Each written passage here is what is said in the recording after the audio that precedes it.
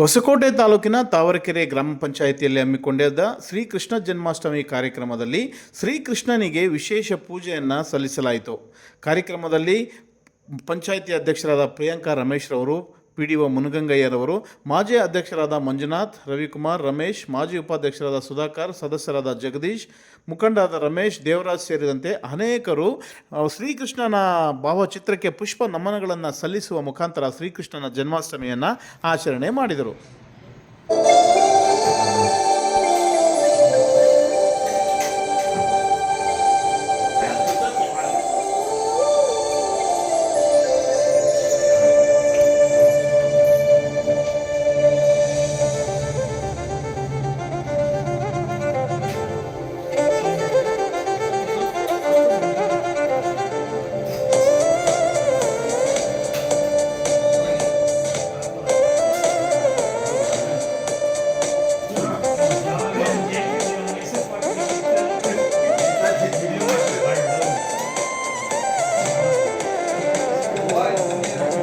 ಇನ್ನು ಇದೇ ಸಂದರ್ಭದಲ್ಲಿ ಶ್ರೀಕೃಷ್ಣ ಜನ್ಮಾಷ್ಟಮಿಯ ಕುರಿತು PDO ಮುನಿಗಂಗಯ್ಯ, ಅಧ್ಯಕ್ಷರಾದ ಪ್ರಿಯಾಂಕಾ ರಮೇಶ್, ಮಾಜಿ ಅಧ್ಯಕ್ಷರಾದ ರವಿಕುಮಾರ್ ಹಾಗೂ ರಮೇಶ್ ರವರು ಸೇರಿದಂತೆ ಇತರೆ ಗಣ್ಯರು ಶ್ರೀಕೃಷ್ಣ ಜನ್ಮಾಷ್ಟಮಿ ಕುರಿತು ವಿವರಣೆಯನ್ನು ನೀಡಿದರು.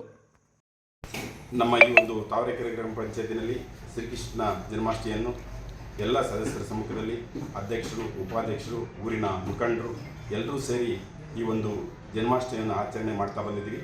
ಎಲ್ಲರಿಗೂ ಕೃಷ್ಣಾಷ್ಟಮಿಯ ಶುಭಾಶಯಗಳು. ಒಂದೇ ಜಗದ್ಗುರು ಶ್ರೀಕೃಷ್ಣ ಏನು ಈ ಒಂದು ಮಂತ್ರದಂತೆ ಎಲ್ರಿಗೂ ನಮ್ಮ ತಾವರೆಕೆರೆ ಗ್ರಾಮ ಪಂಚಾಯತಿಯ ಎಲ್ಲ ಸಮಸ್ಯೆಗಳಿಗೆ ಶ್ರೀಕೃಷ್ಣ ಜನ್ಮಾಷ್ಟಮಿಯ ಶುಭಾಶಯಗಳನ್ನು ತಿಳಿಸ್ತೀನಿ.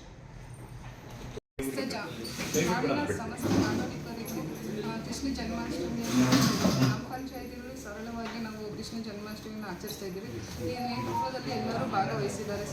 ಪಂಚಾಯತಿ ಸಿಬ್ಬಂದಿಗಳಾಗಿರ್ಬೋದು, ಮಾಜಿ ಅಧ್ಯಕ್ಷರು, ಉಪಾಧ್ಯಕ್ಷರು ಮತ್ತು ನಮ್ಮ ಸದಸ್ಯರುಗಳೆಲ್ಲನೂ ಭಾಗವಹಿಸಿದ್ದಾರೆ. ಶ್ರೀಕೃಷ್ಣ ಅಂದರೆ ವಿಷ್ಣುವಿನ 8ನೇ ಅವತಾರನೇ ಶ್ರೀಕೃಷ್ಣ. ಮತ್ತು ಕೃಷ್ಣನ ತಂದೆ ತಾಯಿ ಹೆಸರು ವಾಸುದೇವ ಮತ್ತು ದೇವಕಿ ಜನನ ಮಾಡ್ತಾರೆ. ಅವರ ಮಾವ ಕಂಸ ಆದವರು ಅವ್ರ ತಂದೆನ ಉಗ್ರ ಸೇನಾದಿಯಲ್ಲಿ ಸೆರೆಯಲ್ಲಿ ಇಟ್ಟಿರ್ತಾರೆ.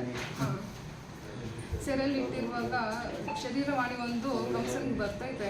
ಏನಂತ ಬರ್ತೈತೆ ಅಂದರೆ ನಿಮ್ಮ ತಂಗಿ ಸಹೋದರಿಯಾದ ದೇವಕಿಗೆ 8ನೇ ಮಗು ಆಗ್ತೈತಲ್ಲ, ಆ ಜನನದಿಂದ ನಿಮಗೆ ಏನಪ್ಪ ಒಂದು ಸಂಹಾರ ಅಂತ ಬರ್ತೈತೆ. ಆವಾಗ ಅವನ ಪ್ರತಿಯೊಂದು ಮಗುನೂ ಅವನ ಸೆರೆ ಮನೆಯಲ್ಲಿ ಇಟ್ಟಿರ್ತಾರೆ, ವಾಸುದೇವ ಮತ್ತು ದೇವಕಿನ. ಆ ಸೆರೆಯಲ್ಲಿ ಇಟ್ಟಾಗ ಪ್ರತಿಯೊಂದು ಮಗುನೂ ಸಾಯಿಸ್ತಾರೆ ಸೆರೆಮನೆಯಲ್ಲಿ.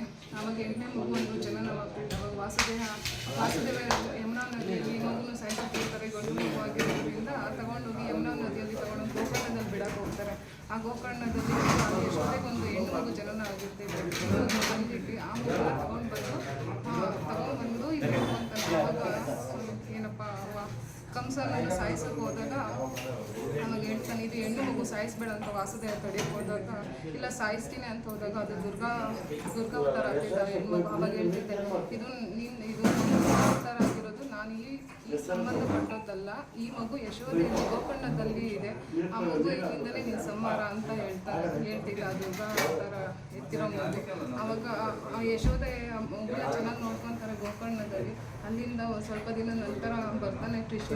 ಆವಾಗ ಬಂದು ವಾಸುದೇವ ಮತ್ತು ದೇವಕಿ ನೋಡ್ತಾರೆ, ಇದ್ರೆ ನಮ್ಮ ತಂದೆ ತಾಯಿ ಸಾಕು ತಾಯಿ ಯಶೋಧೆ ಎಲ್ಲ ತಿಳ್ಕೊಂಡು ಬಂದು ಕಂಸನ್ನ ಸಂಹಾರ ಮಾಡ್ತಿದ್ದಾರೆ. ಮತ್ತೆ ಇವತ್ತು ದೇಶಾದ್ಯಂತ ಕೃಷ್ಣ ಜಯಂತಿ ಆಚರಿಸ್ತಾ ಇರೋದು ದೈವ.